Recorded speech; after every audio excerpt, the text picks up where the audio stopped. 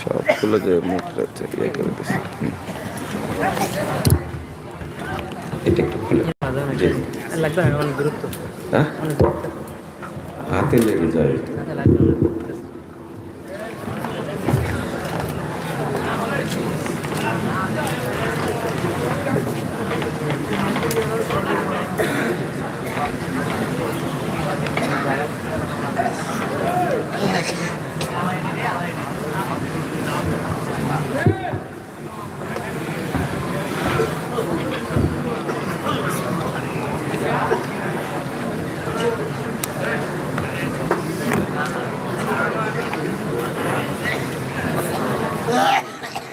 আসসালামু আলাইকুম ওয়া রাহমাতুল্লাহি ওয়া বারাকাতুহু।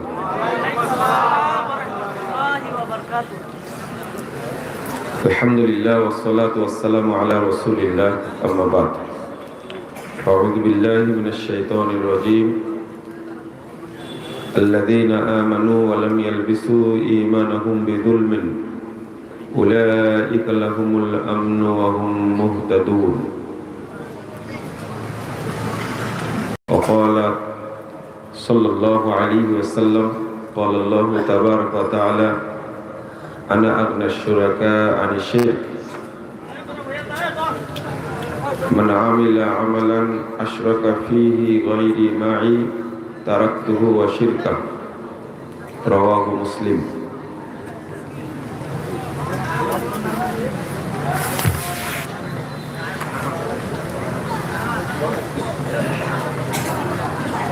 কুমিল্লা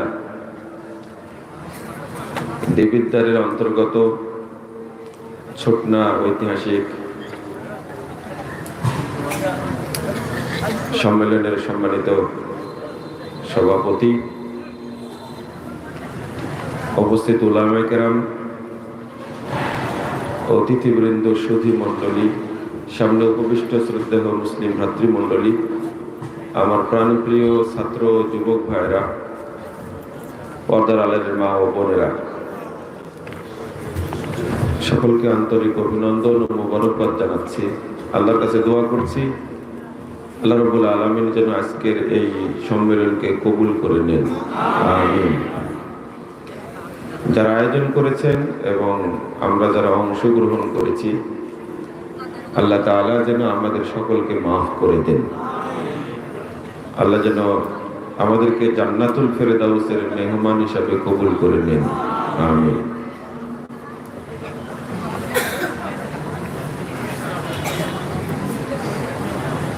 আপনারা আলোচনা শোনার জন্য মানসিকভাবে প্রস্তুতি নিন।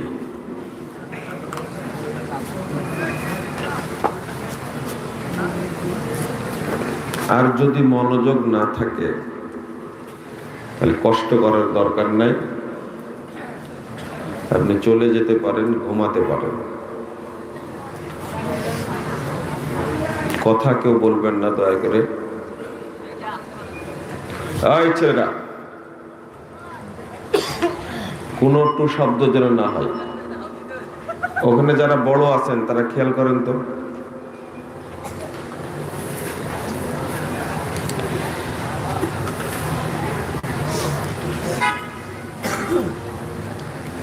আমরা কিছু দ্বীনি কথা বলার জন্য আসি।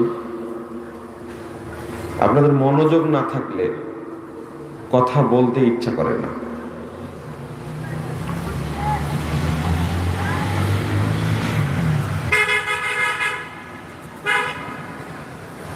যারা রাস্তায় আছেন, দোকানে আছেন, তাদেরকে বলবো অল্প একটু সময় আল্লাহকে সাদাকা দেন,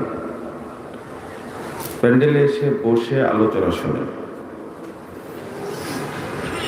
এই মাজলিসটা আল্লাহর কাছে কত গুরুত্বপূর্ণ সেটা আপনি জানেন না এবং জানার চেষ্টাও করেন না। রাসূলুল্লাহ সাল্লাল্লাহু আলাইহি ওয়াসাল্লাম বলছেন, হাদিসটা তাবরানী আওসাতের মধ্যে এসেছে, 1556 নম্বর হাদিস, মা জালাসা কওমুন ইয়াযকুরুনাল্লাহ। কিছু মানুষ যখন এক জায়গায় বসে আল্লাহকে জানতে চাই, দিন শিখতে চাই। ইল্লা নাদাহুম মুনাদিম মিনাস সামা,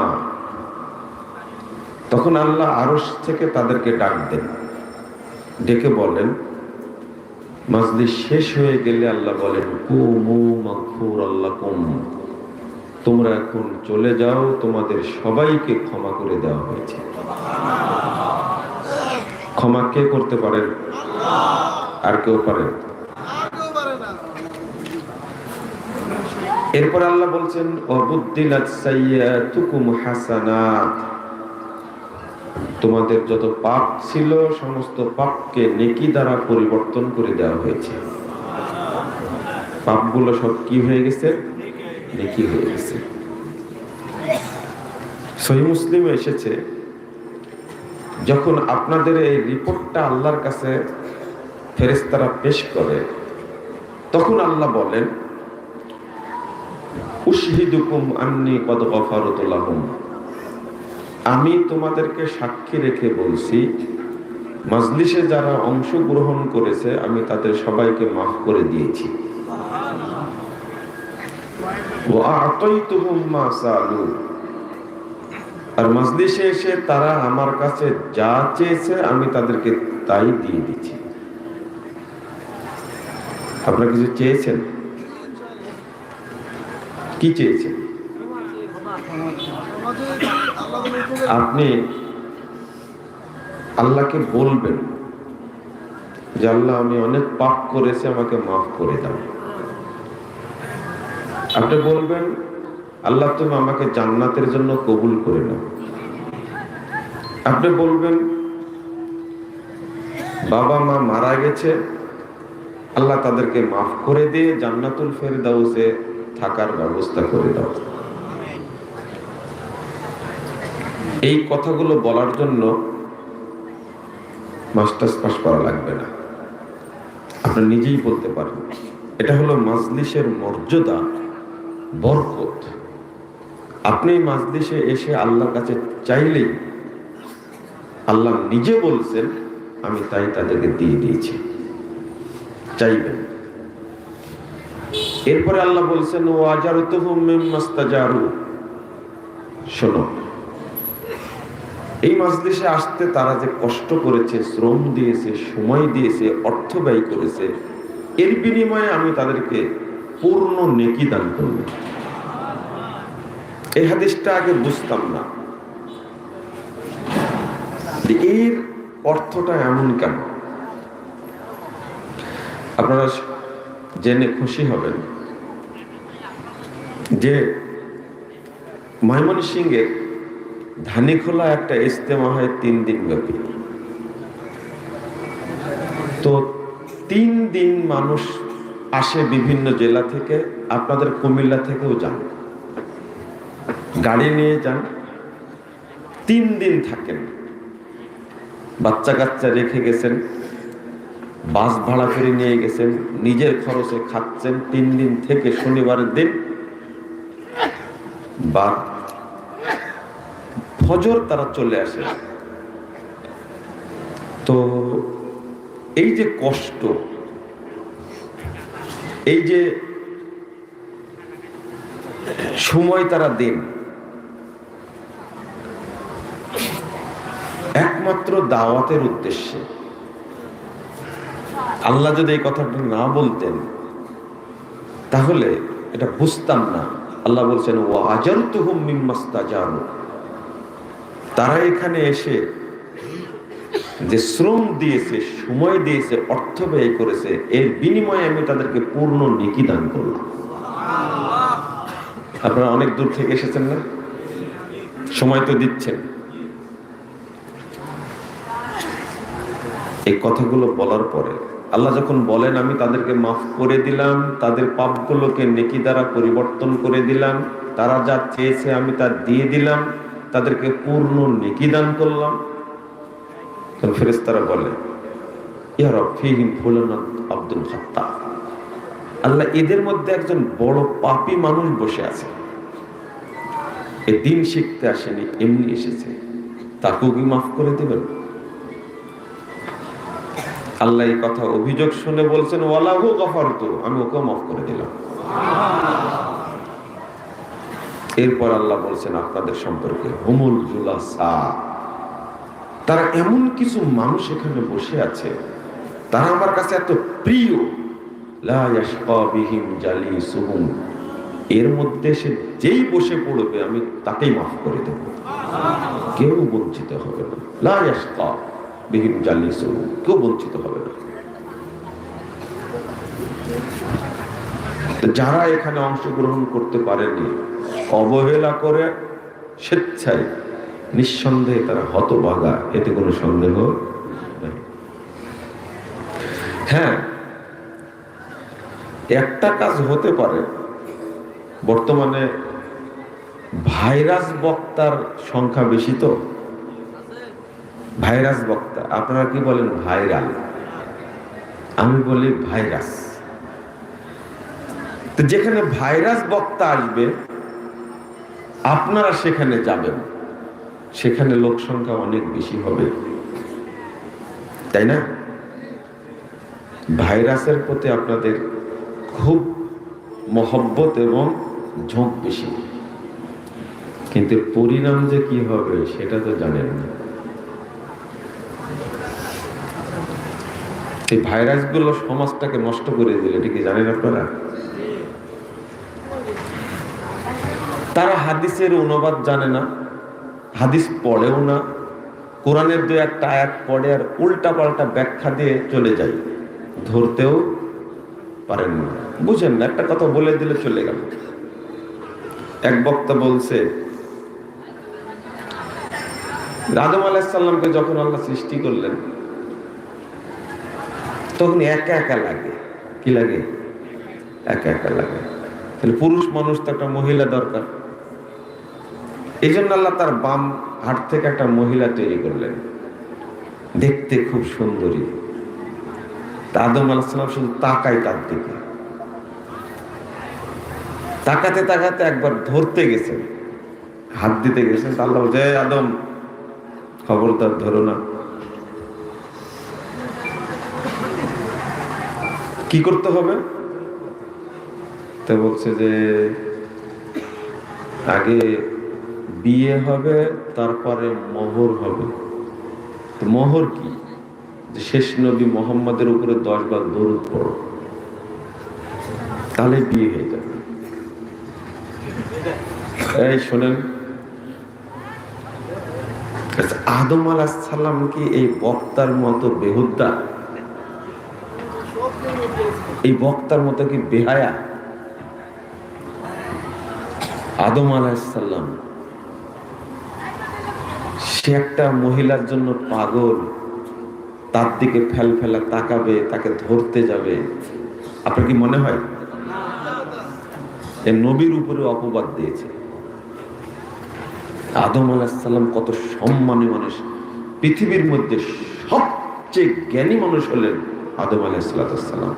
তোমার মতো জাহেল, এই মিথ্যুক বক্তা, তোমার মতো জাহেল আদম আলাইহিস সালাম একটা মহিলাকে ধরতে যাবে? কেমন বেহায়া, বলে কেমন?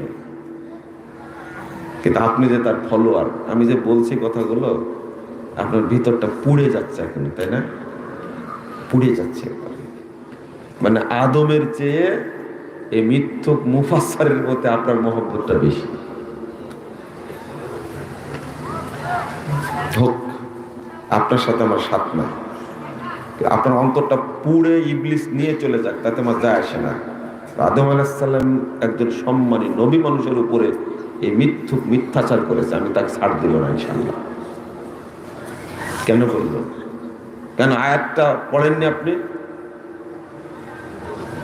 হাওয়াকে কি আল্লাহ একটা মহিলা হিসেবে সৃষ্টি করেছেন? আল্লাহ কি বলছেন?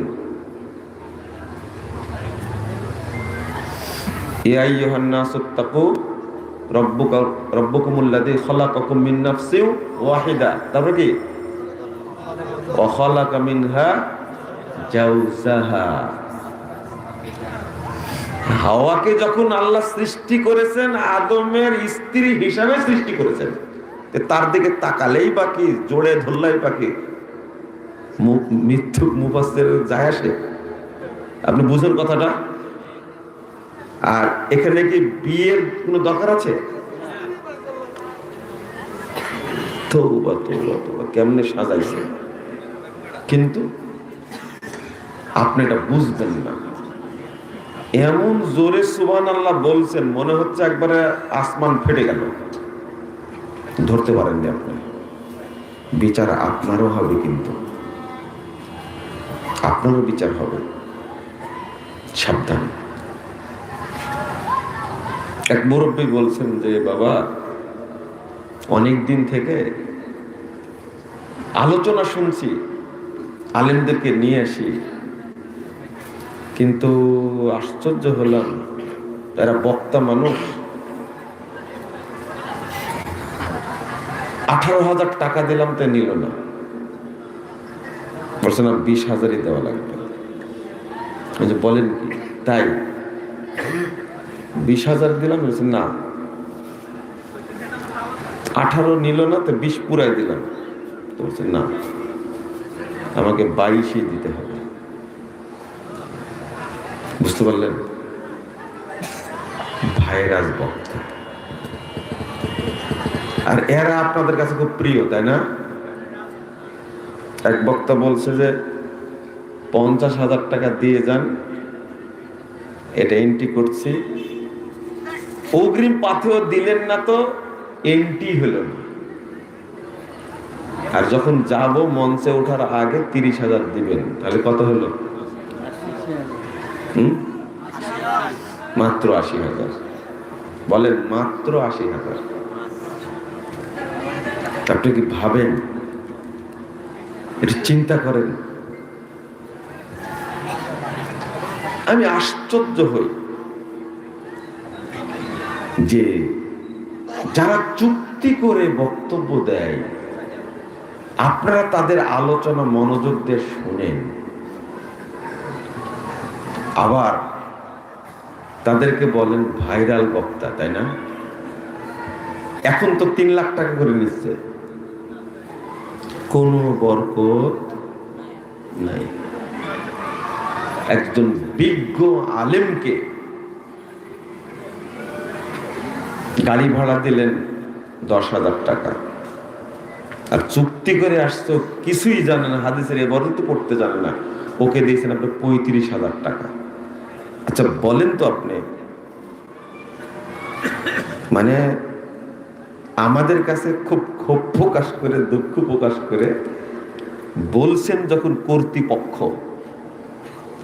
এখন ধাতানিটা কাকে দেওয়া লাগে বলেন তো? কাকে? এই যে চুক্তি করে বিয়ে দেওয়ার মতো, তাই না? আপনি যে বক্তাকে নিয়ে আসলেন, এই বক্তা তো আপনার এলাকায় চিনে না, আপনি তার কাছে ডেট নিয়েছেন, তারপরে তো চিনেছেন। এই মুরিদ আর বক্তার মধ্যে কোনো তফাৎ নাই।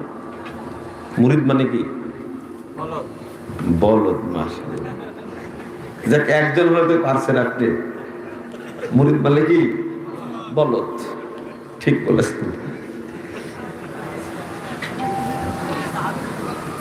পীর কি আপনার এলাকা চিনে না? আপনি পীরের কাছে গেছেন, মুরিদ হয়েছেন, তারপরে পীরকে নিয়ে আসছেন, তাই না? দোষটাকে পীরের না মুরিদের? তবে পীরই আগে যাবে জাহান্নামে, তারপরে তার সাথে সাথে কারা যাবে? মুরিদরা যাবে। আপনি বললেন যে পীর মানে বলদ, বললেন কেন? মুরিদ মানে বলদ বললেন কেন? পীর মানে শয়তান, আর মুরিদ মানে বলদ, মানে শয়তানের চেলা। চেলা বুঝেন? চামচা বুঝেন? দালাল বুঝেন? কৃতদাস, তাই না? না না, লা ইলাহা ইল্লা আনতা সুবহানাকা ইন্নী কুনতু মিনাজ জালিমিন। আজকের কথা 1200 বছর আগের কথা। বিখ্যাত তাবেঈ আব্দুল্লাহ ইবনে মুতাজ রাদিয়াল্লাহু আনহু তিনি বলছেন, লা ফারাকা বাইনা বাহিমাতিন তুকাদু ওয়া ইনসানিন ইয়াকাল্লিদু। যে বলদ আর মুরিদের মধ্যে, মুকাল্লিদের মধ্যে কোনো পার্থক্য নাই। আপনারা না বললে আবার বলবেন যে বলদ বলবে কেন আমাদেরকে। এই মুরিদ কি মানুষ হতে পারে? বিষয় দিয়েছে আজকে আকীদা। আমি আগে জেনে মানে একটু বুঝার চেষ্টা করছি যে আপনারা আসলে আলোচনা শোনার জন্য আসছেন, বুঝার জন্য আসছেন না আমাকে দেখতে আসছেন। কত বছর পরে আসলাম এখানে? 5 বছর। না না, আরো বেশি হবে। করোনায় তো হয়ে গেল 4 বছর হয়ে গেল।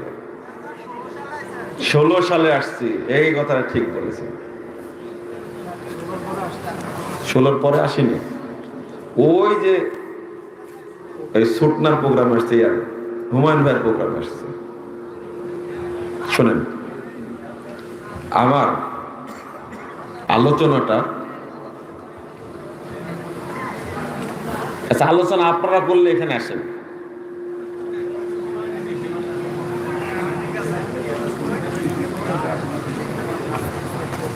আপনারা হয় চুপ থাকবেন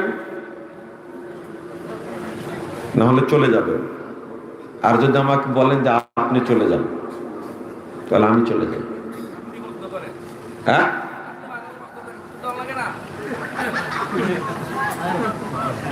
না আপনারা গল্প করছেন কেন?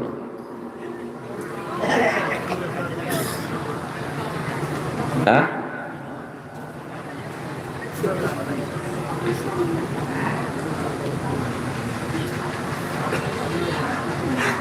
আমি শুনি, আপনারা বলেন।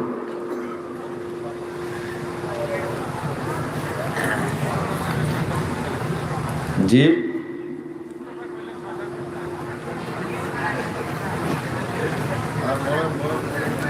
সব লাইভ হচ্ছে, কিন্তু সব লাইভ হচ্ছে, সবাই জানছে। আমার বক্তব্যের ভুল ধরার জন্য কয়েক কোটি ক্যামেরা সেট করা থাকে। কোন জায়গায় ভুল বলছে আপনি জানেন? আরো অনেক বক্তা আছে কিন্তু ক্যামেরা সেট করা নাই, কিন্তু আমার বক্তব্যের ব্যাপারে লাইভ। সারা পৃথিবীতে কোটি কোটি মুশরিক আর বেদাতীরা অপেক্ষায় থাকে যে মুজাফফর কোন জায়গায় মিস্টেক করছে, সাইজ করব।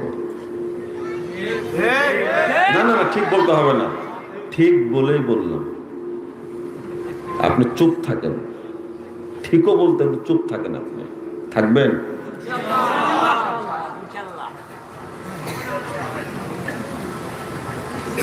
আকীদার বক্তব্য দিয়েছে, বিষয় দিয়েছে। মানুষ তো আলহামদুলিল্লাহ অনেক, কিন্তু বুঝবেন কিনা এটা আমার সন্দেহ হচ্ছে।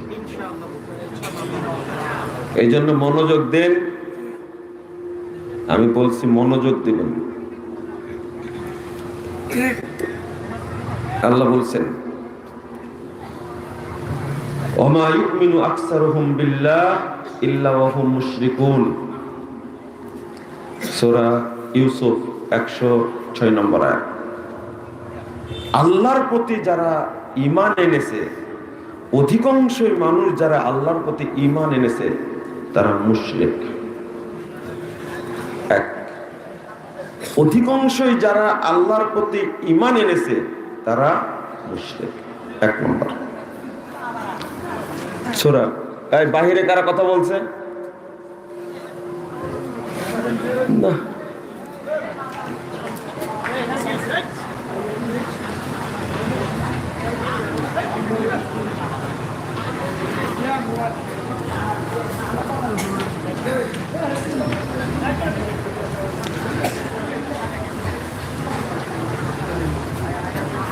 সূরা রুম 8 নম্বর আয়াত।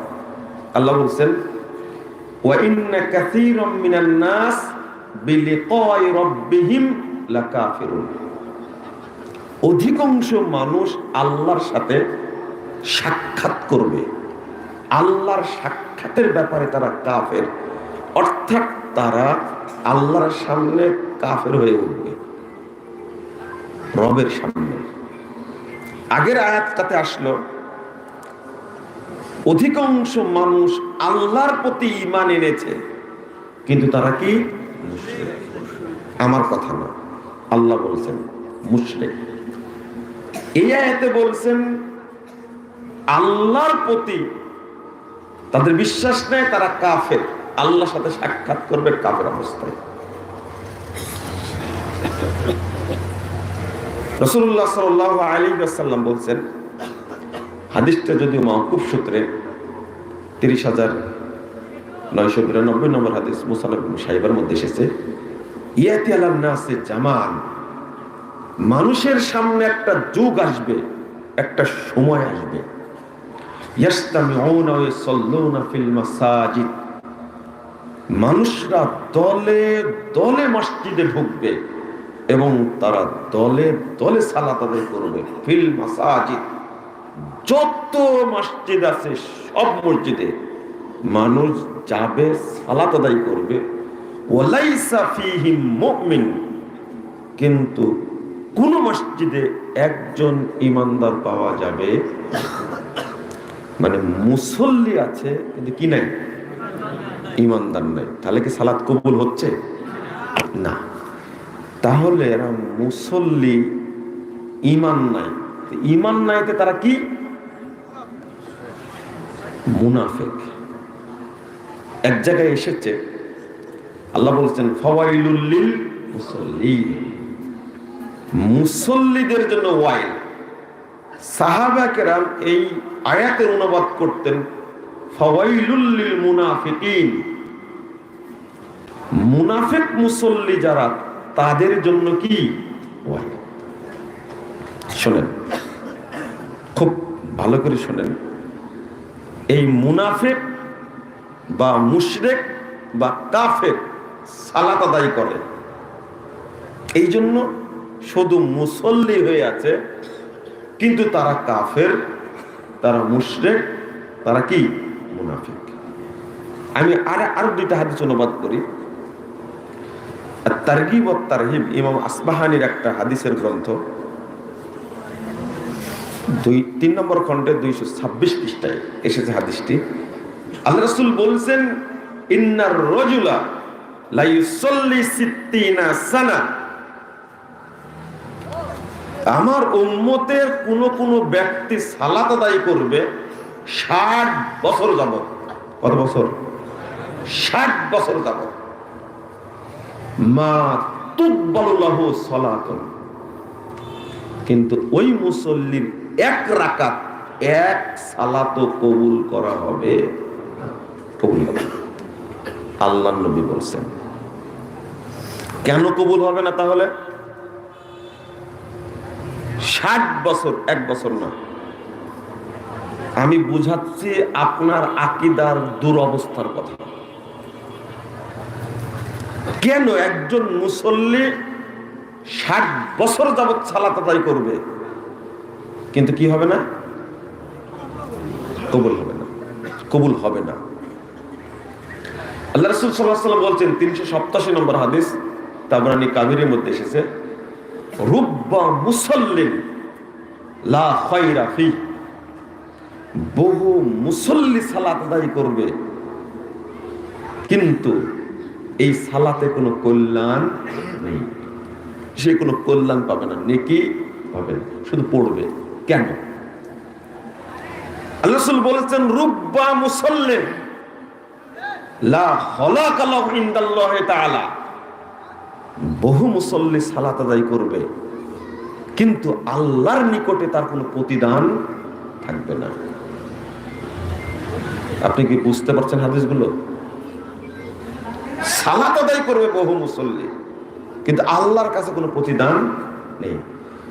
এই পড়ছে এরা সব বাতিল সালাত। কি সালাত? বাতিল সালাত। এর মূল 3টা কারণ: সালাত পড়ে মুনাফিক, অথবা মুশরিক, অথবা কাফের। কেন?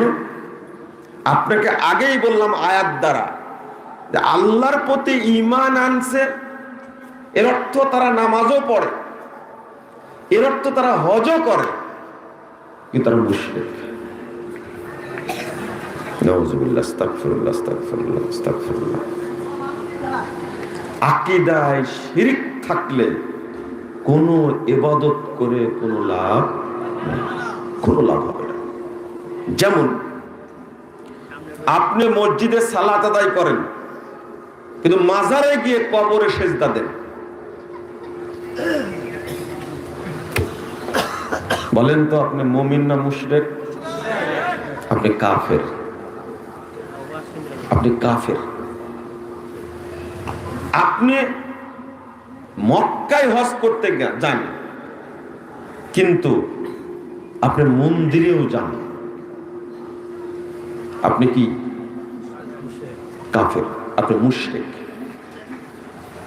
দেখেন, একটু ভাগ করে নি। বাংলাদেশের অধিকাংশ মানুষ পীরের মুরিদ, অধিকাংশ মানুষ টুপি আল্লাহ, কিন্তু মাজারে কবরে পীরকে সেজদা করে। এরা কি? মুশরিক, মুশরিক।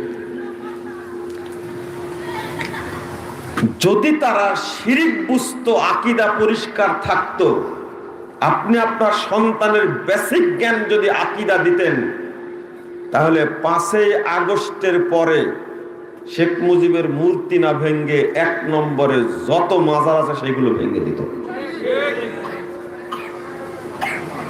যারা মূর্তি ভেঙ্গেছে, একটা মূর্তিও ইসলামের জন্য ভাঙ্গেনি, একটা মূর্তিও তাওহীদের জন্য ভাঙ্গেনি, একটা মূর্তিও দ্বীনের জন্য ভাঙ্গেনি, সব ভেঙ্গেছে ক্ষোভে।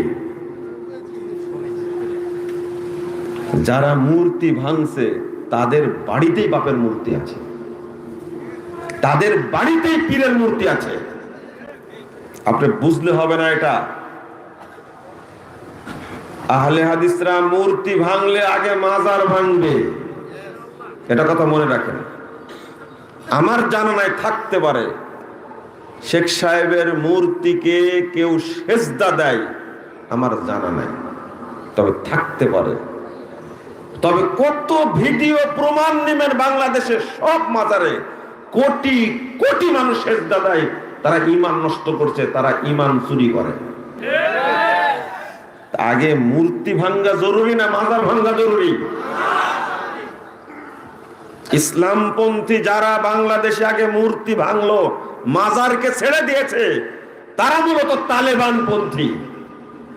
তালেবানরা সব বৌদ্ধ মূর্তি ভেঙ্গে চুরমার করেছে, যিশুর মূর্তি ভেঙ্গে চুরমার করেছে, খ্রিস্টানদের তৈরি মূর্তি চুরমার করে দিয়েছে, কিন্তু একটা মাজারও তালেবানরা ভাঙ্গেনি।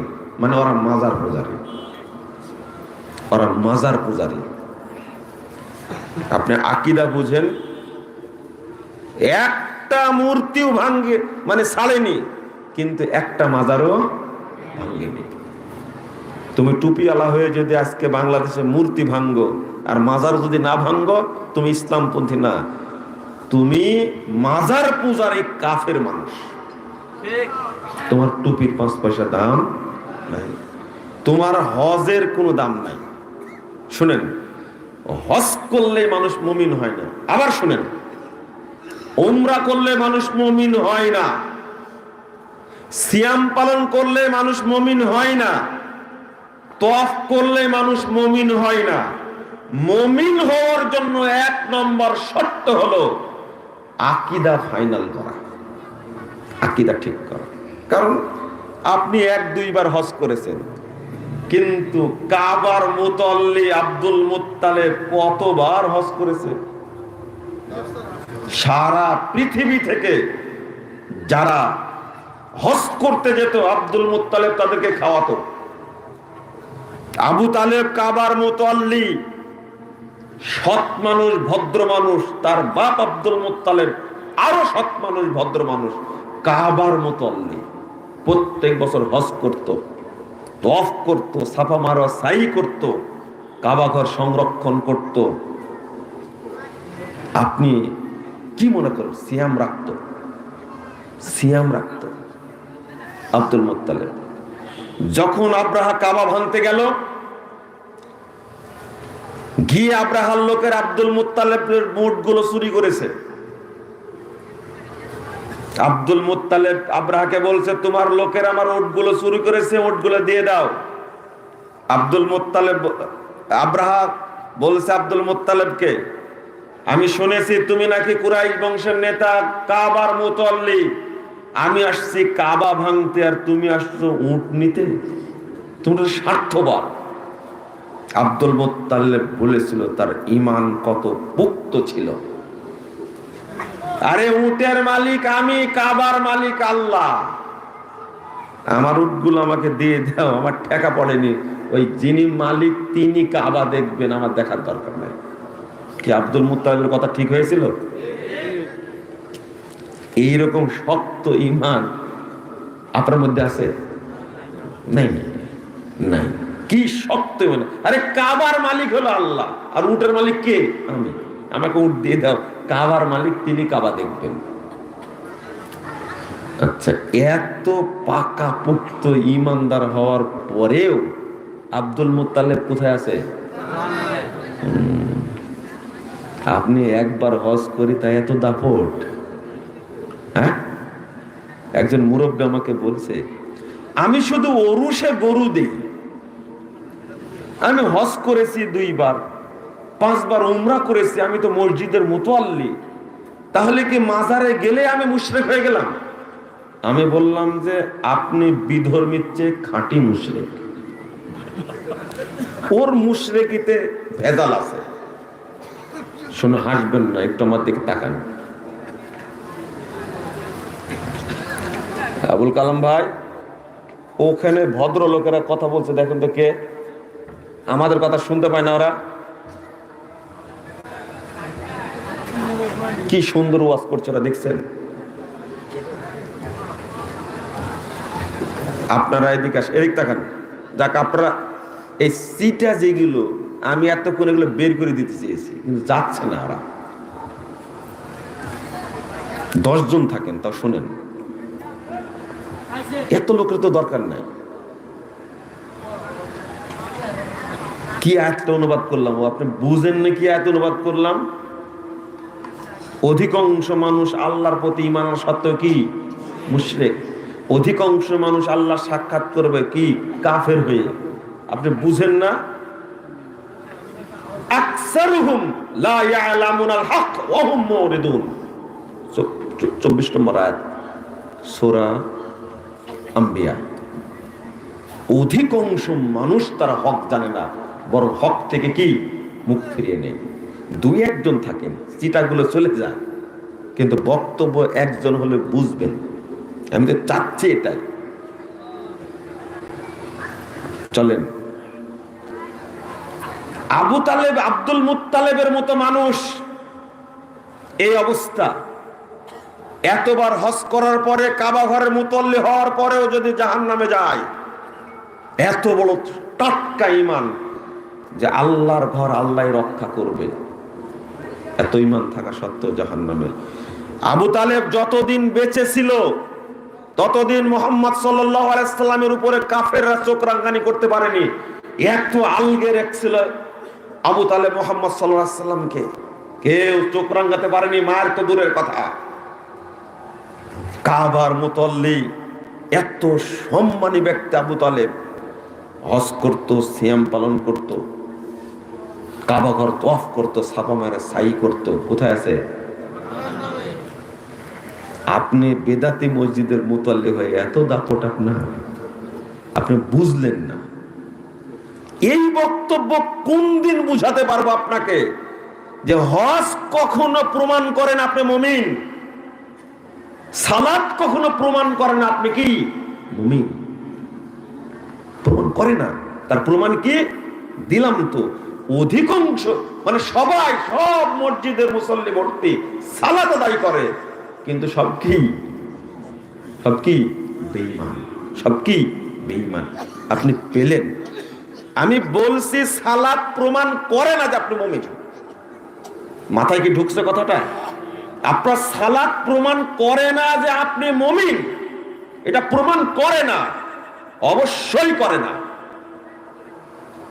বরং প্রমাণ করে আপনি মুনাফিক। কত দলিল নেবেন? বরং প্রমাণ করে আপনি মুশরিক, প্রমাণ করে আপনি কাফের। আপনি প্রতি বছর একটা করে গরু উরুষে দেন, গরু বাদই দেন। আপনি একটা মশা আপনি ধরতে পারলেন, এমনি বলে দিলেন আমি মশাটা মানত করে দিলাম শাহজালাল মাজারে, শাহপরান মাজারে, বাইরে বস্তায় মাজারে, পৃথিবীর যে কোনো মাজারে, পাগলা মসজিদে আমি একটা মশা দিলাম। মশা দেওয়ার পরে যেটা হলো, আপনার সমস্ত শতামূল সাথে সাথে কি শেষ। 2 নম্বর, আপনি কাফের হয়ে গেলেন। কি হয়ে গেলেন? কাফের। কাফের কাফের হয়ে গেলেন, আপনি মুশরিক হয়ে গেলেন। এতে কোনো সন্দেহ নাই, আপনি মুশরিক হয়ে গেলেন।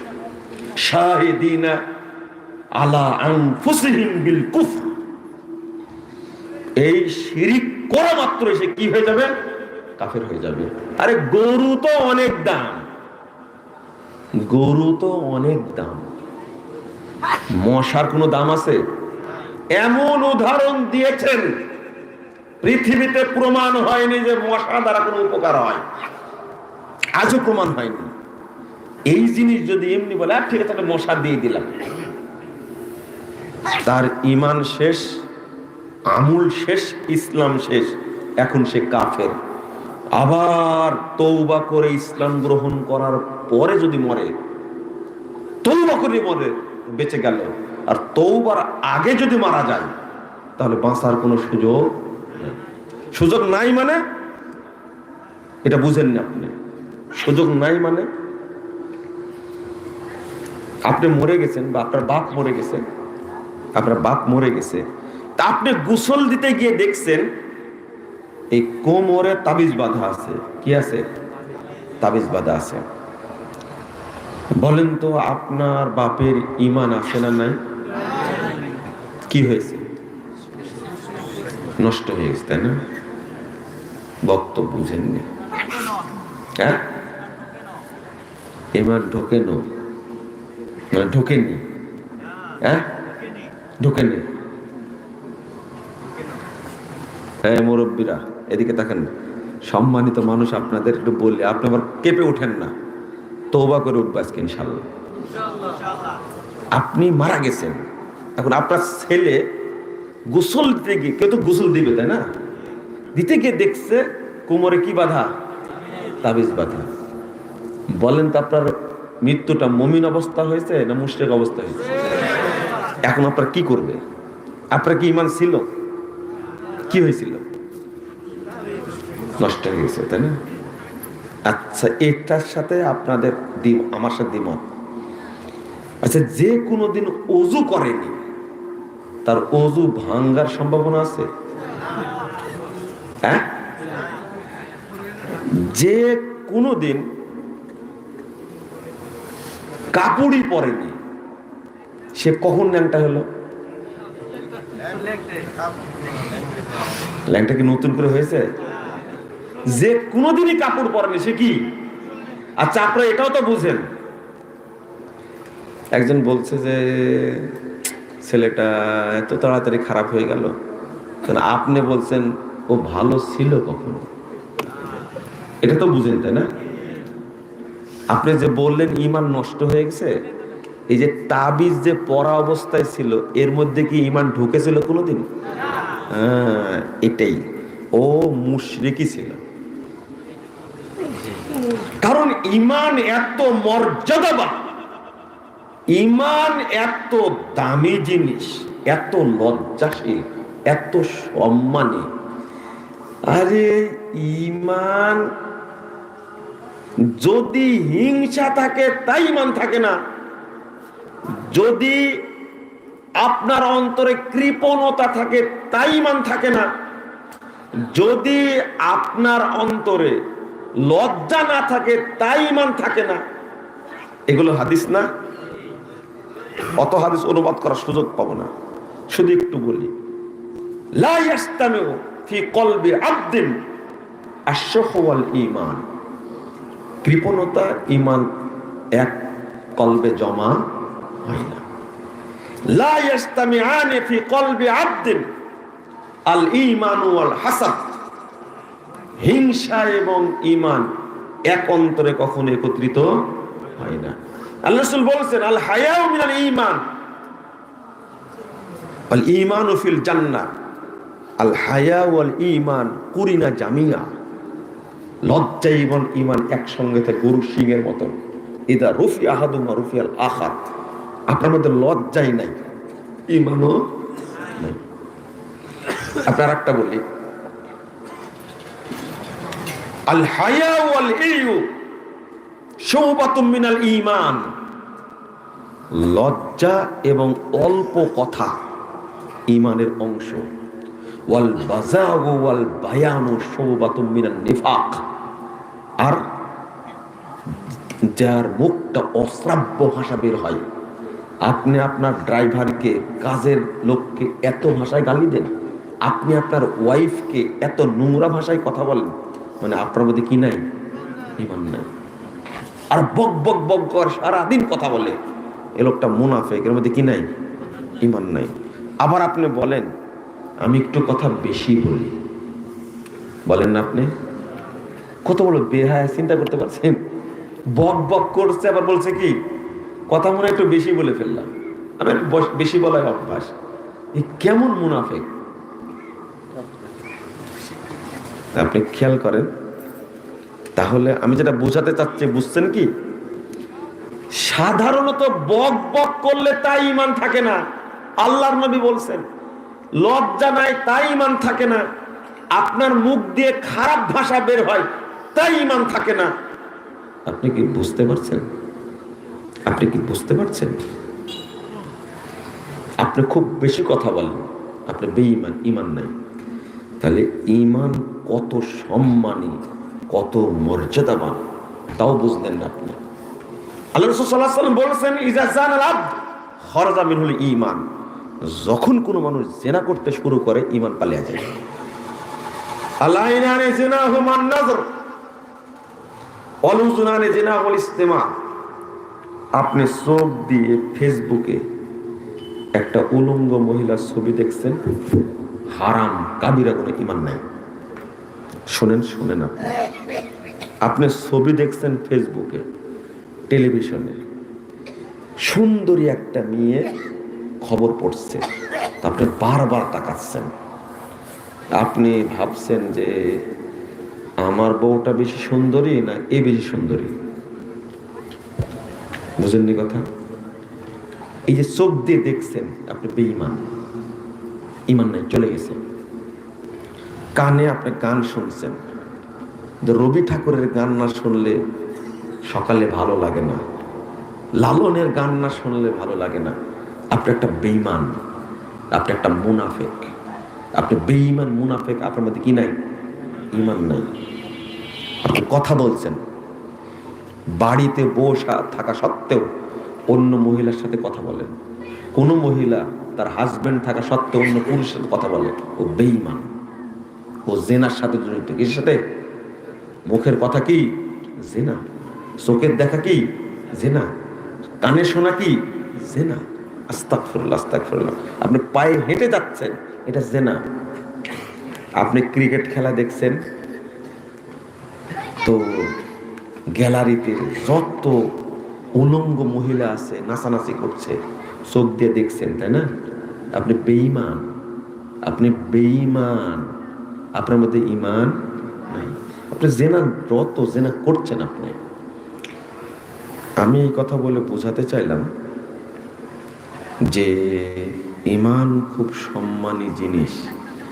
এই সামান্য কারণে যদি ঈমান চলে যায়, তাহলে শিরকি আকীদা থাকলে কি ঈমান থাকে? প্রশ্নই আসে না। ইউনজাউল ঈমান, ইবনে আব্বাস রাদিয়াল্লাহু আনহু বলেন ঈমানকে ছিনিয়ে নেওয়া হয়, ঈমানকে ছিনিয়ে নেওয়া হয়, ঈমান থাকে না। কে ছিনিয়ে নেন?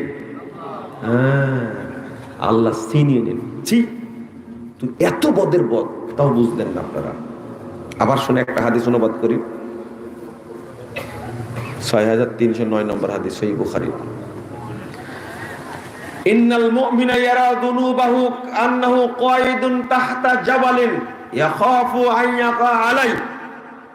মুমিন ওই ব্যক্তি, যে ব্যক্তি তার পাপকে মনে করে আমার মাথার উপরে বিশাল পাহাড়, সেই পাহাড়ের উপরে বসে আছে, যে কোনো সময় পাহাড়টা পড়ে যেতে পারে, যে পাপকে ভয় করে এই ধারণা করে, সে ব্যক্তি মুমিন। ওয়াম্মাল ফাজির, ইয়ারা দুনুবাহু কান্নাহু যুবাবুন মাররালান ফিহি। আল্লাহ রাসূল বলছেন যে মুনাফিক সেই ব্যক্তি যে পাপকে পরোয়া করে না। ধুর ধুর, এইভাবে উদাহরণ দিয়ে বলছেন এই ব্যক্তি কি? মুনাফিক।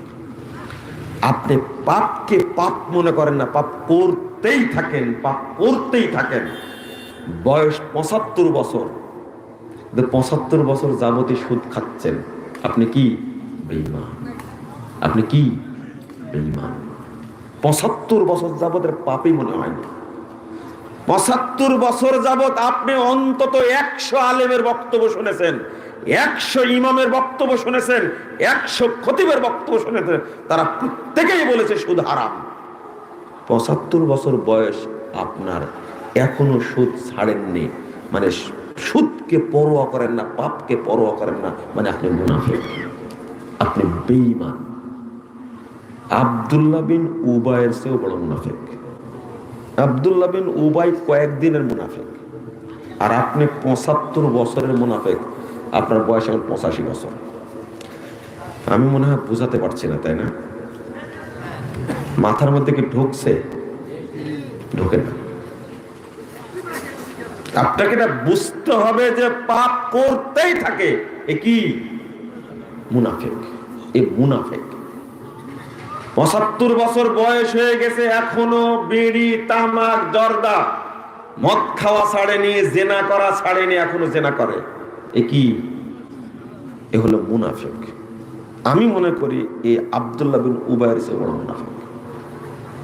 এত আলেমের বক্তব্য শোনার পর সব আলেম মারা গেছে, কিন্তু ও বেঁচে আছে, কিন্তু সে পাপ ছাড়েনি। এটা হলো মুনাফিক। এই কথাগুলো আপনার শোনানোর জন্যই মনোযোগ চাচ্ছিলাম এতক্ষণ। দুর্ভাগ্য। আপনি কিভাবে বুঝলেন? বাপ মুশরিক অবস্থায় মারা গেছে, জানাজার হুকুম কি হবে জেনে নিন। মুশরিক অবস্থায় মারা গেছে, কবর দেওয়া যাবে কিনা জেনে নিন, কাফন পরানো যাবে কিনা জেনে নিন।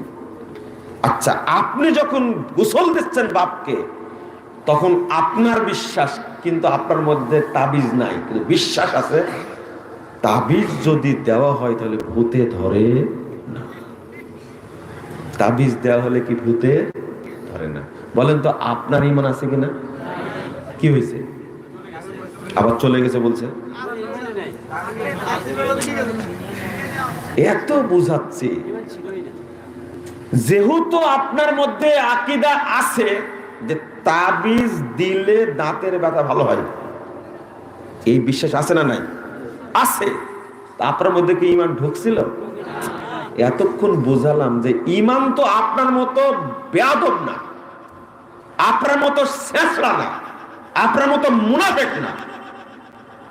আপনার মধ্যে ঈমান থাকবে। ঈমান আপনার এলাকা দিয়েই যায়নি। ঈমানকে আপনি শেষরা মনে করলেন। আমি এতক্ষণ কি বুঝালাম? ঘুরে বলছি ঈমান চলে গেছে, ভিতরে কোনো ঢুকছিল বলতে যে বিশ্বাস করে, মানে তাবিজ দিলে ভূতে ধরবে না,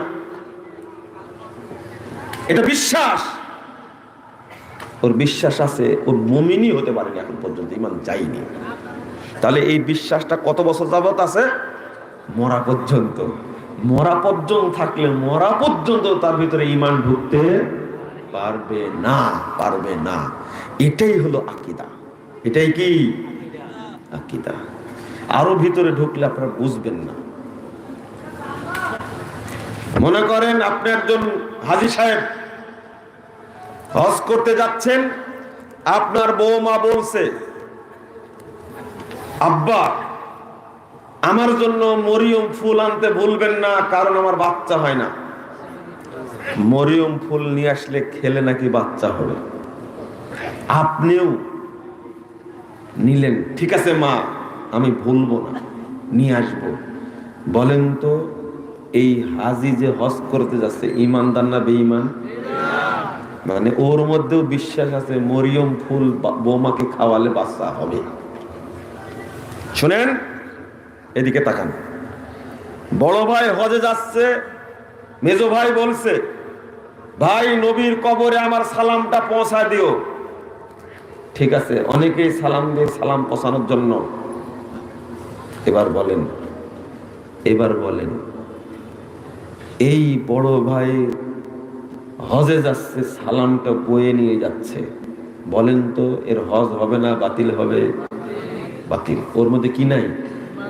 ইমানই নাই। কারণ ওর মধ্যে বিশ্বাস আছে, যে সালাম পাঠাচ্ছে তার মধ্যেও বিশ্বাস এটা, যে সালাম বহন করে নিয়ে যাচ্ছে তার মধ্যেও বিশ্বাস এটা, যে নবী জীবিত আছে, সালাম দিলেই নিবে। এটা কুফরি বিশ্বাস। কি?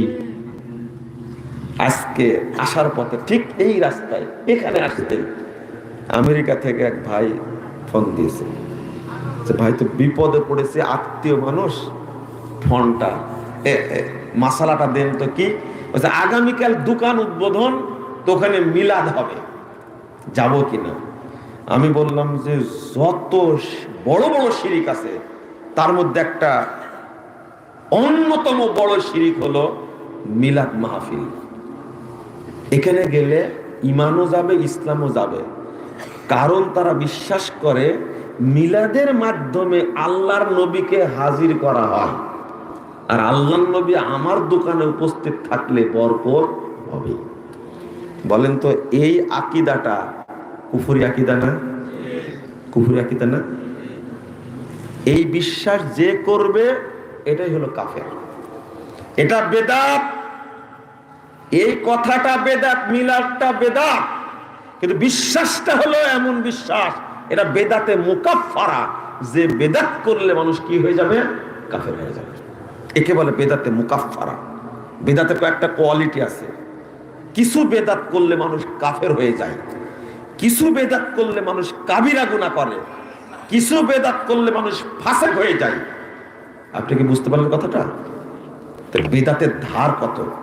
আমি বললাম যে এই অনুষ্ঠানে গোসল উপস্থিত হওয়া যাবে না, যদি খাবার পাঠা দেয় আপনারা কি করবেন? হ্যাঁ, কুত্তায় খাওয়াতে হবে, খাওয়া যাবে না এটা খাবার।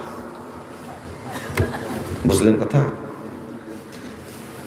আমি কিভাবে বুঝাই? একটা মুরব্বী 5 বার হজ করেছে, কিন্তু এখন পর্যন্ত বিশ্বাস নবী সাল্লাল্লাহু আলাইহি ওয়াসাল্লাম ঈদের মিলাদের মঞ্চে হাজির হয়। বলেন তো এই লোকটা হাজি না মুশরিক? কাফের। এর নাম বিশ্বাস। আল্লাহ সর্বত্র বিরাজমান, এই কথা যদি কেউ বিশ্বাস করে এই ব্যক্তি কাফের। এই ব্যক্তি কি? কাফের।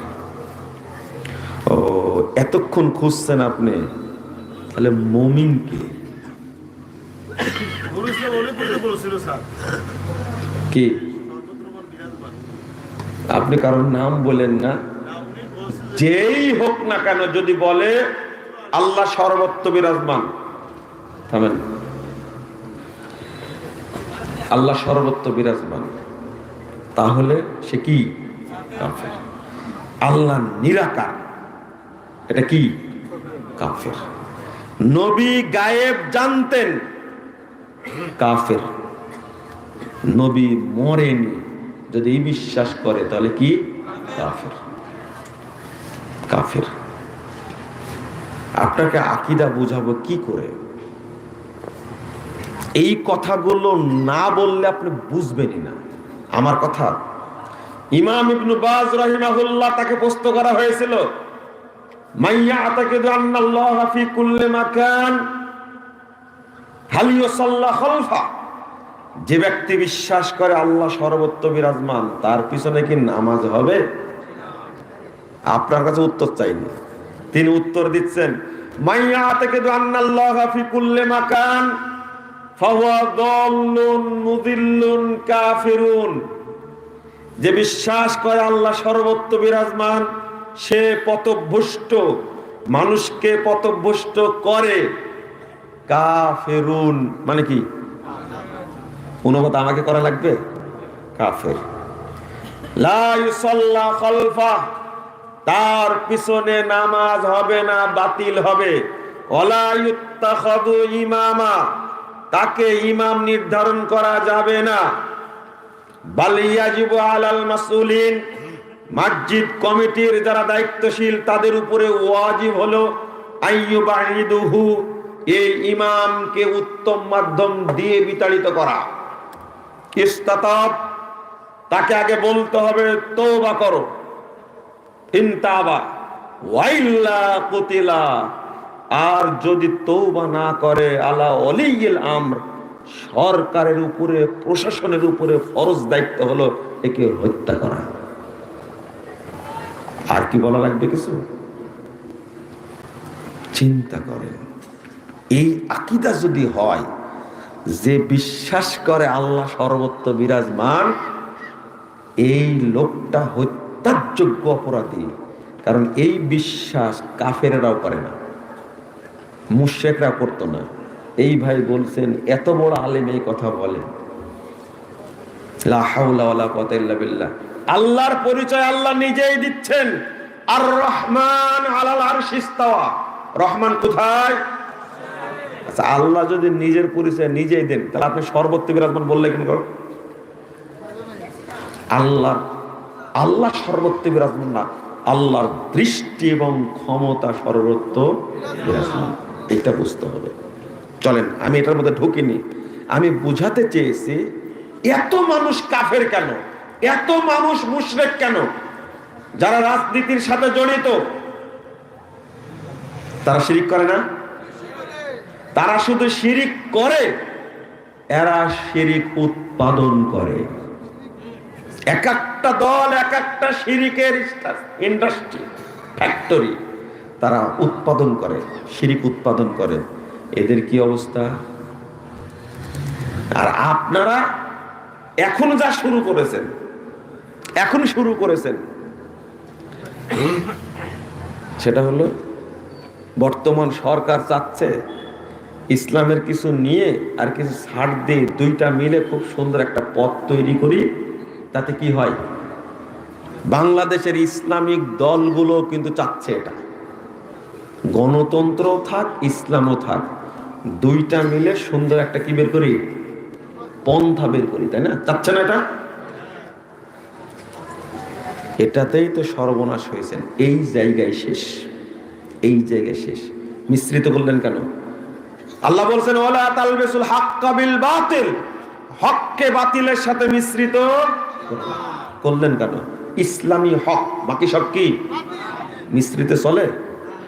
এতো তাওহীদকে তাগুতের সাথে মিশ্রণ করা যাবে না, দ্বীনকে জাহিলিয়াতের সাথে মিশ্রণ করা যাবে না, ঈমানকে কুফুরের সাথে মিশ্রিত করা যাবে না। আপনি করলেন যে, আল্লাহ বলছেন ইন্নাদ দীনা ইনদাল্লাহিল ইসলাম, একমাত্র দিন আল্লাহর কাছে মনোনীত দিন কোনটা? ইসলাম। ইসলাম হক, ইসলামের সাথে একটা মিলালেন কেন? এই মিলানোর চেষ্টা করায় কুফরি। আল্লাহ বলছেন মাইয়াদুল্লাহ ইলাহান আখার, যে ব্যক্তি আল্লাহর সাথে আরেকজনকে অ্যাড করে, লা বুরহানা লাহু বিহ ফাইন্নামা হিসাবুহু ইনদা রাব্বিহ ইন্নাহু লা ইফলিহুল কাফিরুন। যারা অ্যাড করে তারা কাফের, যারা অ্যাড করে আল্লাহর সাথে অন্য কিছু, তাওহীদের সাথে তাগুত মিশ্রিত করে, ঈমানের সাথে কুফর মিশ্রিত করে, তাওহীদের সাথে শিরিক মিশ্রিত করে, ঈমানের সাথে নিফাক মিশ্রিত করে, নাউযুবিল্লাহ, আস্তাগফিরুল্লাহ, আস্তাগফিরুল্লাহ, মিশ্রণ করা যাবে না। আপনি দাঁড়ায় থাকেন শক্ত হয়ে, প্রতারিত করবে আপনাকে, আপনার প্রতারিত হওয়া যাবে না। আল্লাহ রাব্বুল আলামিন বলছেন, এই আয়াতটা তো জানেন, 117 নম্বর আয়াত সূরা মুমিনুন। আর একটা আয়াত শুনেন, আল্লাযী জাআলা মা'আল্লাহি ইলাহান আখার ফাআলকিয়াহু ফিল আযাবিশ শাদীদ। 26 নম্বর আয়াত সূরা কফ। আপনার মুখস্থ আছে আয়াতটা হয়তোবা, আল্লাযী জাআলা মা'আল্লাহি ইলাহান আখার, এক আল্লাহর সাথে আরেকজন যদি অ্যাড করেন, আল্লাহ বলছেন ফাআলকিয়াহু ফিল আযাবিশ শাদীদ, তাকে নিক্ষেপ করো কঠিন শাস্তির মধ্যে। কে নির্দেশ দিবেন? আল্লাহ। বলবেন কঠিন শাস্তির মধ্যে ঢোকা ওকে। আল্লাহ বলছেন ওয়ালা তাজআল মা'আল্লাহি ইলাহান আখার, এক আল্লাহর সাথে আরেকজনকে মিশ্রিত করো না। ইসলামের সাথে বেদিন কোন মতবাদকে মিশ্রিত করো না, তাওহীদের সাথে তাগুত মিশ্রিত করো না, ঈমানের সাথে শিরিক মিশ্রিত করো না। কে বলছেন?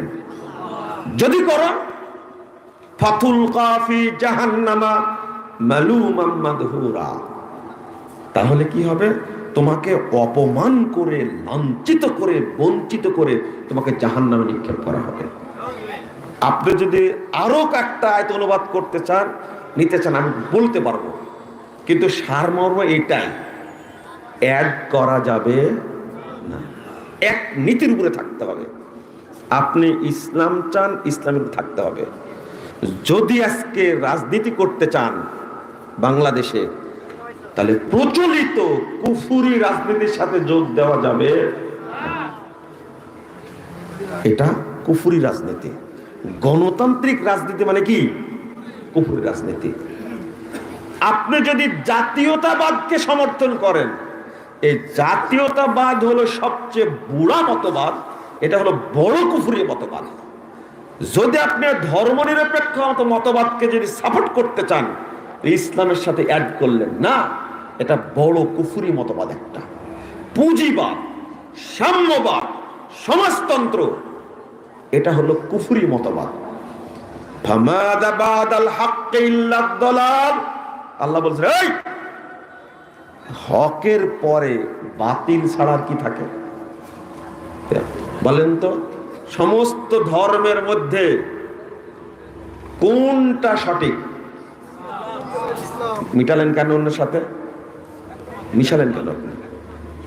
একমাত্র ইসলাম। আপনি তো বুঝছেন না, আমি যেটা বুঝাতে চাচ্ছি।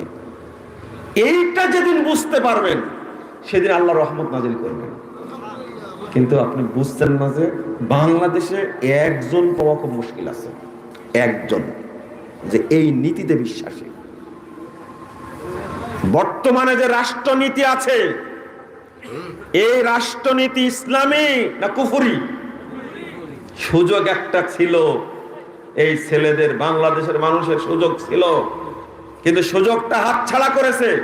বহুদিন থেকে বলে আসছি আমরা, বাংলাদেশের এই সংবিধান চলবে না, কারণ এর মধ্যে যত তন্ত্র মন্ত্র কুফরি সব ঢোকানো আছে। আজকে বলছে এই সংবিধান বাতিল করতে হবে, বলছে না এখন? আমরা বহু আগে বলছি, আহলে হাদিসরা আগে বুঝে, আপনারা পরে বুঝেন। চলবে না। কত সুন্দর একটা পথ তৈরি হলো, তত্ত্বাবধায়ক সরকার গঠন করা হলো, সংবিধানে নাই, আছে? নাই। হলো তো। এটা কোন আইনের আলোকে করলেন?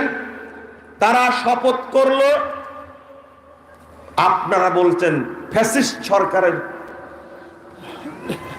রাষ্ট্রপ্রধানের কাছে গিয়ে শপথ করলো। কেন করতে হবে? কি শপথ করলেন? গণপ্রজাতন্ত্রী বাংলাদেশ সরকারের সংবিধানকে সুরক্ষা এবং বাস্তবায়নে প্রতিজ্ঞাবদ্ধ। কি খেতা বলে করলেন আপনারা? এই সংবিধানের নামে শপথ করা কি এটা কুফরি না ইমানি? কোথায় পেয়েছেন আপনি? আপনি বললেই তো করতে পারবো না আমি, আপনি করতে পারেন। এই কথা বললেই আপনার ইমানও যাবে, ইসলামও যাবে। কেন করলেন? এদিক তাকায় থাকেন। লা হাওলা ওয়ালা কুওয়াতা ইল্লা বিল্লাহ, আস্তাগফিরুল্লাহ। এইগুলো কেউ বুঝতে চায় না, বুঝতে কেউ চায় না। আপনি বুঝবেও না এটা। এই জন্য তো 999 জন কোথায় যাবে? একজন। মিলাই দেখেন, মিলাই দেখেন। এত সহজ মনে করলেন আপনি? পরের দিনে আপনি স্মৃতিসৌধে গেছেন, কি মাহাদিহি তামাসিল আল্লাতি আনতুম ওয়াকিফুন। ইব্রাহিম আলাইহিস সালাম জিজ্ঞেস করলেন, এই খাম্বাগুলোর কাছে তোমরা দাঁড়া থাকো কেন? খাম্বাগুলোর কাছে দাঁড়া থাকো কেন? ইব্রাহিম আলাইহিস সালাম মেনে নিলেন, হ্যাঁ যেতে পারতেন, যেতে পারতেন তারা। চলো, শপথ হবে আল্লাহর নামে, আমরা এই দেশটাকে ন্যায় নীতি ইসলামের উপরে সাজাবো। শপথ হয়ে গেল। এই অবৈধ রাষ্ট্রপতির কাছে কেন শপথ করতে হবে? বুঝেননি কথা? এতগুলো ছেলের জীবন গেছে এই অবৈধ রাষ্ট্রপতির কাছে শপথ করার জন্য? হ্যাঁ, 2 নম্বর, হ্যাঁ যাওয়া যেত আল্লাহর নামে শপথ করে আমরা দেশ চালাবো, যাওয়া যেত পরের দিন সকালে, আগে স্মৃতিসৌধ ভাঙ। বুঝেননি কথা? কিন্তু উল্টাটা করলাম। এরপরে গেলাম শহীদ মিনারে শহীদদের শ্রদ্ধা জানানোর জন্য। বলেন তো ঈমান আছে না নাই? না গেলেও নাই, না না না, না গেলেও নাই। কারণ আপনাকেও যদি উপদেষ্টা করা হয়, আপনার ভিতরে আছে আমাকেও শহীদ মিনারে যাওয়া লাগবে, মানে আপনিও বেঈমান। বুঝেননি মনে হয় কথা, তাই না? না, এর নাম বিশ্বাস, এর নাম কি? আকীদা। কোনো উপায় নেই, কোনো উপায় নেই। আপনি কি মনে করছেন এটাকে? আর এখন দুইটা মিলে করতে চাচ্ছেন, তাই না? আল্লাহ কি বলে দিয়েছেন? ইয়াকুলুনা নুমিনু বিবাদিন ওয়া নাকফুরু বিবাস। এরা বলে আল্লাহর কিতাবের এক অংশ মানবো, এক অংশ ছেড়ে দিব। ওয়া ইউরিদুনা আন ইয়াত্তাখিযু বাইনা যালিকা সাবিলা। আর দুইটা মিলে সুন্দর একটা পথ তৈরি করব, তাই না? কত সুন্দর কথা।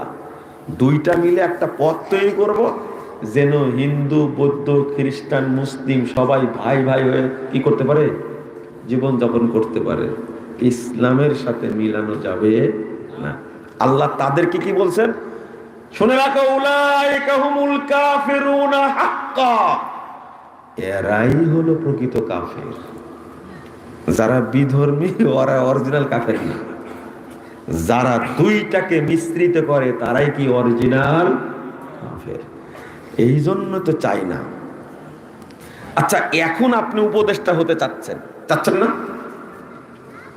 এই যে একজন যোগ্য মানুষ ঢুকছে মুনাজাত করার জন্য, কি করার জন্য? আফম খালেদ হুসাইন, যোগ্য মানুষ, একজন আলিম মানুষ ঢুকছেন, তাহলে তো ভালোই সুন্দর। আপনিও তো চাচ্ছেন যে আপনাকে ঢোকানো হোক। যদি নামটা ঘোষণা করা হতো যে অমুক শেখ উপদেষ্টা হবে, হতে পারে না? তাহলে আপনিও তো চাচ্ছেন। কিন্তু মক্কায় ফিরে যান, এত অত্যাচার, এত নির্যাতন, এত মারামারি হিজরত সত্ত্বেও 14 জন মিলে এসে আল্লাহর নবীকে বললেন, শোনো মোহাম্মদ, আর ফিতনা টেতনা করি না। তুমি যদি ধনী হতে চাও সব মাল এক জায়গায় করবো, আর তুমি যদি কি নেতা হতে চাও সাওবাতনাকা আলাইনা হাত্তা লা নাক্তাগা, আমরা দুনাক, তোমাকে মোরা পর্যন্ত নেতা বানাবো, আর নেতৃত্ব নিব না, তুমি নেতা থাকবে। ওয়াইন তুরিদাল মালিকা, আর তুমি যদি চাও রাষ্ট্রনায়ক হতে মালাকনা আলাইনা, আমি রাষ্ট্রনায়ক বানাবো, আমরা তোমাকে, রাজি হয়ে যাবো। আল্লাহ রাসূল রাজি হয়েছিলেন? কেন কেন কেন রাজি হলেন? ও বুঝেননি। ওই মানুষটা আবার যখন মদিনায় গেলেন তখন কি রাষ্ট্রনায়ক হলেন না? কয়েকদিন পরে গেলেন, সম্ভবত 2-2.5 বছর পরে মদিনায় গেছেন, ওখানে যে রাষ্ট্রপ্রধান। মক্কায় হলেন না, মদিনায় কেন রাষ্ট্রপ্রধান? আপনি এই মক্কায় থেকে এদের উপরে আপনি কি কায়েম করবেন? কি কায়েম করবেন? মনে করেন মক্কায় যদি একটা মন্ত্রী পরিষদ গঠিত হতো, তাহলে আবু জাহালের পরামর্শ ছাড়া এই রাষ্ট্র চালানো যেত? আল্লাহর নবী প্রধানমন্ত্রী, আবু জাহাল হয়তো কি রাষ্ট্রপতি, আর ধর্ম উপদেষ্টা হতো আবু বকর, আর অর্থ উপদেষ্টা হতো কে? উবাই ইবনে খালফ। আর স্বরাষ্ট্র উপদেষ্টা হতো কে বলেন তো? কে? উতবা বিন আবু মুঈত। আচ্ছা, এই রাষ্ট্র পরিচালনার উপদেষ্টা পরিষদটা কেমন হলো এবার বলেন তো দেখি, কেমন হলো দেখেন তো। এই জন্য কোনো আপোষ চলবে না। কেন আমেরিকার কথা শুনতে হবে? কেন অমুকের কথা শুনতে হবে? কেন তমুকের কথা শুনতে হবে? ইসলাম যেটা বলবে ওইটা করতে হবে, কারো কথা শোনা। তবে এই পদ্ধতি বাংলাদেশে এক সময় আসবে ইনশাআল্লাহ। এই একজন ব্যক্তিকে আল্লাহ কাছে চেয়েছেন কখনো আপনি? কোনোদিন চাননি, কোনোদিন চাননি। এই হুজুরেরাও চাবে না, যারা আন্দোলন করেছে তারাও চাচ্ছে না। কারণ একজন তাওহীদপন্থী মানুষ বসলে আমার মাজার ব্যবসা তুলে দিবে, ভেঙে দিবে, দিবে না? থাকবে না, মাজার পূজা থাকবে না, কবর পূজা থাকবে না, সব ভেঙে কি করে দিবে?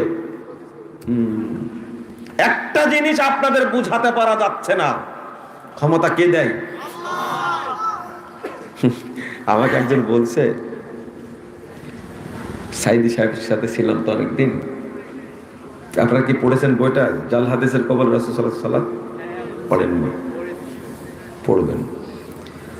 তো বক্তব্য দিচ্ছি তো, একজন বলছে মুজাফফর সাহেব আর কতদিন আকীদার বক্তব্য দিবেন, মানহাজের বক্তব্য দিবেন? কেন? তো কখন এমপি মন্ত্রী হবেন, রাষ্ট্রপতি কখন হবেন, দেশ চালাতে হবে না? আমাদের কথা তো ভালোই বলেছেন, আপনি সুন্দর কথা বলেছেন, কি ঠিক না? কথা তো ঠিক। আর কতদিন আকীদা মানহাজের বক্তব্য দিবেন? আমিও বলেছি, আমি বললাম যে তাই তো। আচ্ছা, আপনারা এমপি মন্ত্রী হয়ে কি করলেন? এই যে 16-18 বছর থাকলেন, এত মানুষকে হত্যা করলেন, এত বছরের প্রধানমন্ত্রী, এত বছরের মন্ত্রী হয়ে 45 মিনিট সময় পেলেন না আপনি কোথাও গর্তে লুকাবেন? তো এই খেটাগিরি করে কি লাভ? বুঝেননি কথা? বলছে আমি 2 মিনিটের বক্তব্য রেকর্ড করে দিয়ে যাই, এটারও সময় 2 মিনিট টাইম পাইনি, 2 মিনিট। তো এতদিন রাষ্ট্রপ্রধান থেকে, প্রধানমন্ত্রী থেকে কি লাভটা হলো? বাঙালি তো লজ্জা হবে না? বিএনপির মতো একটা শক্তিশালী দল, আওয়ামী লীগ যা হলো, সবার দৌড়ানি, বড় নেতাগুলো কোথায় আত্মগোপনে গেছে, দলকে ধ্বংস করেছে। এক আওয়ামী লীগের পুরাতন নেতা আমাকে বলছে এই অবস্থার জন্য সবচেয়ে বড় দায়ী হলো, সবচেয়ে খুনি লোকটাই হলো হাসিনা। আমি বললাম যে কি 5 তারিখের পরের বক্তব্য না 5 তারিখের আগের বক্তব্য? বলছে না, পরেরই বক্তব্য। মরলে মরে যেত, পালালো কেন? কত ক্ষোভ তার, দলকে ধ্বংস করে গেল। আমি বলছি কোথায় থেকে বের হচ্ছে কথাগুলো, বুক থেকে না মুখ থেকে না নাক দিয়ে? দলকে ধ্বংস করে গেছে, এত কর্মী শেষ করে গেছে, আর দাপটের সাথে রাষ্ট্র চালাইছে, কিন্তু আজকে সব জিরো। এটা আওয়ামী লীগের একজন নেতার কথা বলছে, আমার সামনে, তার সামনে, আমার সামনে। কত ক্ষোভ তার মধ্যে।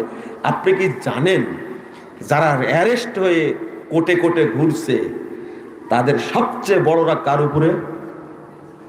কার উপরে? ওর নাম বললেন না আবার, যদি গ্রেফতার করে রেকর্ড মনে রাখা হবে, সব মনে রাখা হবে। কথা বুঝতে পারছেন? বিএনপির মতো একটা শক্তিশালী দল, তাদের কাজই নাকি স্বৈরাচার তাড়ানো। ভালো কথা। 3 বারের প্রধানমন্ত্রী, বৃদ্ধা একটা মহিলা, চিকিৎসার জন্য দেশের বাহিরে যাবে, দাঁড়ে দাঁড়ে ঘুরে, পাসপোর্টই দেয় না, যাও তো দূরের কথা। ফখরুল সাহেবের নামে মামলা হলো মাত্র 750, মাত্র, কিছুই করতে পারলো না। জিয়াউর রহমানের কত অবদান দেশে, তার ওয়াইফ এই একবারে বুড়ি মানুষ গো, হায় হায় কষ্ট হয়। এই মানুষটা দেশের বাইরে যাবে। আপনাদের উবাইদুল কাদের, আপনাদের কতবার যাচ্ছে, কিন্তু এই মানুষটার দেশের বাইরে যাওয়ার কি অধিকার নাই। দেখি বিএনপি আন্দোলন করে করলোটা কি? এতদিনের মন্ত্রিত্ব প্রদান করে কি লাভটা করেছে? জামাত ইসলামের ভাইরা কতদিন যাবত আন্দোলন করছে না? কিন্তু টাকা নেতাকে ফাঁসিতে ঝুলায়া, সাইদি সাহেবের মতো মানুষকে 13 বছর জেলখানায় রেখে পিছায়া শেষে মরে না যখন দেখলো, কোর্ট থেকে রায় দিল আগে ফাঁসির রায়, কিন্তু এসকে সিনহা নামে এক বিচারপতি সাইদিকে ফাঁসি দেওয়ার জন্যই তাকে বিচারপতি বানানো হয়েছিল। একমাত্র হিন্দু প্রধান বিচারপতি এসকে সিনহা, এই লোকটাই পরে কাটা হয়ে দাঁড়ালো।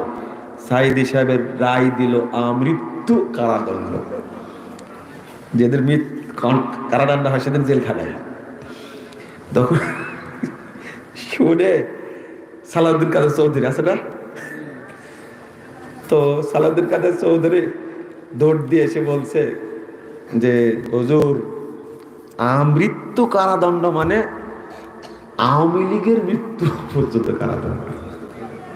ভাষাটা কি বুঝছেন আপনারা? কি দারুণ দারুণ মজার মজার কথা বলতেন। এখন তো দুই একটা বলা যাচ্ছে, তাই না? দুই একটা বলা যাচ্ছে, আগে তো বলাই যায়নি। মজার মজার কথা বলতেন। কোনো দিন শেখ হাসিনা বলতেন না, বলতেন শেষ হাসিনা। কি জ্ঞানী মানুষগুলো, সে একদম রাজনৈতিক ব্যক্তিরা জেলখানায় সবার সাথে দেখা হয়, সাকা চৌধুরীর সাথে দেখা করতে আসে সবাই, মজার মজার গল্প হয়, জটিল ব্যাপার। সাইদি সাহেবকে দেখছি 60 একজন মানুষ এইরকম একজন প্রখ্যাত আলেমকে শেষ করে দিল, কিছুই করতে পারলেন না। খেতাগিরি করে কি লাভ বলেন তো দেখি। আমি বললাম যে আপনারা আমাদের মুক্তি দেন, আপনারা কিছু করেন, আমরা দেখি আহলে হাদিসের সংখ্যায় কত, আমাদের খুঁচান কেন আপনারা? আমাদের খুঁচায় লাভ আছে? হেফাজতের সাথে আপোষ করেন, দেখবেন জামাত ইসলামের হেফাজত এক জায়গায় হলে কিসের বিএনপির পাল্লা আর আওয়ামী লীগের পাল্লা সব ডুবের তলায় যাবে, যাবে না? কিন্তু হেফাজতের আমির বলছে জামাত ইসলাম কোন ইসলামী দল নয়। না রে ধোঁয়ান ভালো করে কি ভাষাটা বলছে, যেটা কোনোদিন আহলে হাদিসরা বলেনি। বলছে জামাত ইসলাম প্রতিষ্ঠা করতে চায় মওদুদের ইসলাম। চালান আপনি থামান, জুবায়ের গ্রুপ আর সাদ গ্রুপকে থামান, তাহলে যথেষ্ট হয়ে যাবে। আহলে হাদিসদের পিছনে লাগার দরকার নাই। দেওবন্দিরা আহলে হাদিস মসজিদ ভেঙে দিচ্ছে আর মন্দির পাহারা দিচ্ছে। আল্লাহ লাগাই দিচ্ছে জুবায়ের গ্রুপ আর কি সাদ গ্রুপ। যান পানি ঢালেন এবার। কাকরাইল মসজিদ দখল করেছে সাদ গ্রুপ, আর সোহরাওয়ার্দী উদ্যান দখল করেছে জুবায়ের গ্রুপ। লাগ ভেলকি লাগ, চোখে মুখে লাগ, আপনি যাবেন কোথায়? এইগুলো থামান আগে। আহলে হাদিসদের পিছনে কেন? যেভাবে আছে আহলে হাদিসরা ওইভাবে থাকবে ইনশাআল্লাহ। 14 সালে মুজাফফর বিন মুহসিন নামে এই লোকটা জেলখানায় গেছিল, তখন ছিল প্রধানমন্ত্রী বেগম খালেদা জিয়া, তাই না? না, ভালো করে মনে দেখেন, মুজাফফর তো আহলে হাদিস মানুষ, তাই না? আহলে হাদিসরা কি করে আবার আওয়ামী লীগের আমলে জেল খাটে? এরা তো জেল খাটবে বিএনপির আমলে, তাই না? তাহলে 14 সালে ক্ষমতায় কে ছিল? বেগম খালেদা জিয়া। আর রাষ্ট্রপতি কে ছিল? তারেক রহমান। এই কথাটা বোঝার চেষ্টা করে নাকি? আহলে হাদিসরা জেলে যায় কি করে? এখনো 5-6টা মামলা আমার নামে, হাজিরা দিতে শেষ, সব মামলা হয়েছে। আবার হাসিনা বলছে আহলে হাদিসদের নামে আওয়ামী লীগের আমলে মামলা হয়। আপনি বুঝতেই ভুল করছে। দেখেন স্বপ্নে দেখেন, একটু মুরাকাবা করেন, মনে হয় 14 সালে মনে হয় খালেদা জিয়া প্রধানমন্ত্রী ছিল। মিথ্যক তুমি, মিথ্যক তুমি, মিথ্যক তুমি, হারাম কর তুমি। গণতন্ত্রের পা চাটতে চাটতে চাটতে চাটতে তোমার মাথাটা গোবর বানাইছে। তুমি গোবরও নাই, গোবর দেওয়ানো উপকার হয়, তোমার মাথায় গোবরও নাই। মিথ্যাচার করেছে, তাই না? সাইদি সাহেব আমার কাছে পত্র লিখেছিলেন 13 সালে 25শে ডিসেম্বর, ভুল সংশোধনে সফলতা আছে, ব্যর্থতা নেই, লজ্জারও কিছু নেই। এই শিরোনাম লোড নিতে পারোনি তুমি, তোমার ওযু নষ্ট হয়ে গেছে। এই শিরোনামটা কি? আমি দিয়েছি শিরোনাম? মিথ্যুক প্রচার করলো না, কোনো পত্র লেখেনি মুজাফফর বিন মুহসিনের কাছে। পত্র লিখবে কেমনে সাইদি সাহেব? দেখাই হয়নি তার সাথে। মিথ্যা কথা একটা বললে ওইটাকে ঢাকার জন্য আরো কয়টা বলা লাগে? আরো 100টা বলা। গই বলছে কায়দা এটাতে না? তওবা তওবা, নাউজুবিল্লাহ। মুজাফফর বিন মুহসিন এত বড় অপরাধ করলো, পত্র তো লিখছেন সাইদি সাহেব। আপনার এত অহংকার কেন? জাল হাদিসের কবল রাসূল সাল্লাল্লাহু আলাইহি ওয়াসাল্লাম সালাত বইটি 3 বার পড়ে আমার কাছে 9 পৃষ্ঠার পত্র লিখেছেন। আমি শুধু একবার বলেছিলাম, তাই আপনার উপর মিথ্যাচার করেছেন। এই শিরোনামটাই বিপ্লব। আপনি যেদিন বুঝবেন সেদিন এদেশে খেলাফত কায়েম হবে ইনশাআল্লাহ। এটা বিপ্লব। এটাই বিপ্লব। আপনি ভুল বুঝছেন, আপনার হৃদয়ের মধ্যে ঢোকার কথা এটা। কেন 1980 সালে চিটাগাঙ্গের মাঠে তাফসিরুল কোরআন মাঠে বলেছিলেন আল্লামা সাঈদী রহিমাহুল্লাহ বলেছিলেন, আপনারা নাসিরউদ্দিন আলবানীর সালাতের বই দেখে সালাত শিখবেন। শিখেছেন আপনি? কেন এখন মুজাফফরকে নিয়ে গোদাগুদি কেন? যদি সাঈদী সাহেবকেই যদি ঢাকতে চান, 80 সালের এই ভাষণ কোথায় রাখবেন? আলবানীর বইয়ের সাথে মুজাফফর বিন মুহসিনের বইয়ের কোনো মাসালাগত ইখতিলাফ নাই। তুমি তো 80 সালেই বলেছেন, আপনি পড়েননি কেন? ব্যর্থ আপনি, আপনি হতভাগা। আপনার আজ পর্যন্ত রাসূলের তরিকায় সালাত পড়ার সুযোগ হয়নি।